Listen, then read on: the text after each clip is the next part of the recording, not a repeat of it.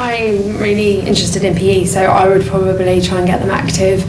Have you heard of Activate? I know. Yeah. I try and do some things like that. So follow me, hands up in the air, hands down, touch your nose.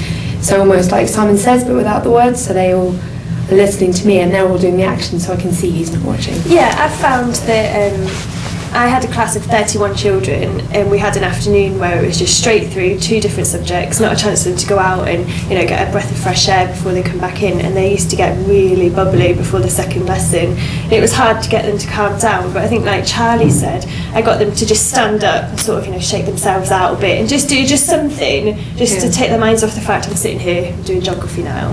They really sort of responded to it, and once they sat down they were like, yeah, we want to learn. And I think if you were worried about them being, if they're doing the hands up and they could get it, to bring it back more focused, you could perhaps do some, we did some breathing exercises.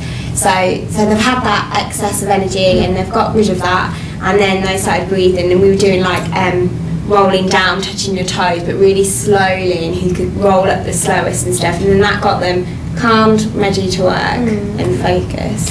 I think initially going into a classroom where, so you're just walking in and the class is really busy and noisy and bubbly, I think you do need to grab their attention almost, not by shouting at all. I don't mean go in and be like, right, I'm here, but to go in and make them interested and wanting to learn, not just... Yeah, sometimes in the past I've used pictures or something like that on the whiteboard, just revolving pictures with no words.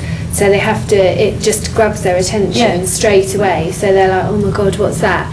And their attention is immediately focused on the front, and then you can follow it up with your own attention sort of grabbing style and stuff. Just say that they're focused in one direction in the room, because quite often if they're all sat on different tables, they're all looking around the place, and they won't necessarily notice if you just... Yeah.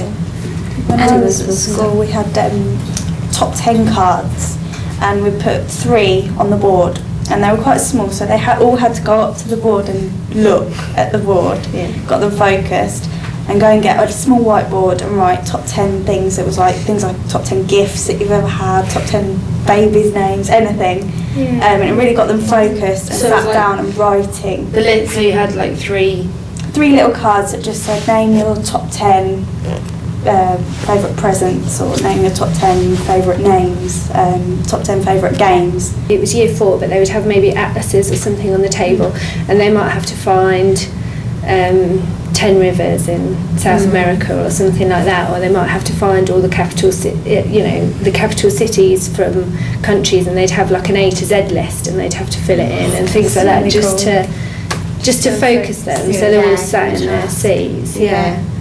But you could theme that, couldn't you, depending on what subject you were doing.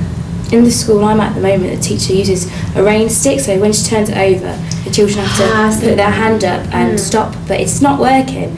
She puts her hand up and they put their hand up and carry on talking. So then she's changed it for a drum. So she beats the drum once, that's clear away. Second drum is you need to hurry up, and by she bangs it the third time, they all need to be sat on the carpet with their arms folded, and then they know that if they haven't done that, they have to stay in a minute of break. So then for then on, every time she has to beat the drum again, that's an extra minute, and that seems to work better, because the rain stick's quite quiet and they can't seem to, because they're year 2, which is obviously very bubbly and chatty and lively, so I think that the drum works better because they understood the rules more. I think as a teacher, sort of when you come in sometimes and say it has been playtime, some of the children can be they want to come and talk to you about what's happened at playtime, or they want to tell you something, or if it's the morning they want to tell you what they did last night.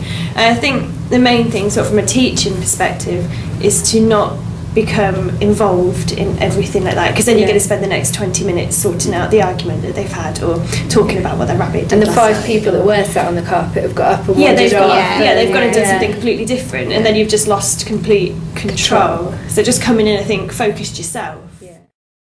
Reinforcing that those that are behaving positively, so then someone else looks at them and they're like, oh, I'll do that as well. And I think it's a real misconception that you've got to come into the classroom and shout, and because I think sometimes lowering your voice really quietly, you don't want to start it gets their attention sort of on a bad sort of footing, do you? You don't want to come in and be like, right, you're being too noisy. You want to start it nicely almost as a teacher, because otherwise you're just going to think, well, this lesson's going nowhere from the beginning. I think for your own confidence as well, you need to just sort of calm it down a little bit and just get their attention. I don't think shouting is the best way of doing it. Like you were saying, positive praise, sort of, oh, well done for sitting nicely. And that's worked for me before. I had a really hectic, we say, class, and the teacher said just positive praise, and at first I was like, that's not going to work, but they really responded to it, and you'd be like, well done, you're sitting lovely, and you just sit there and the rest of them would be like, oh, it really did work. That's one of the best things that I've seen.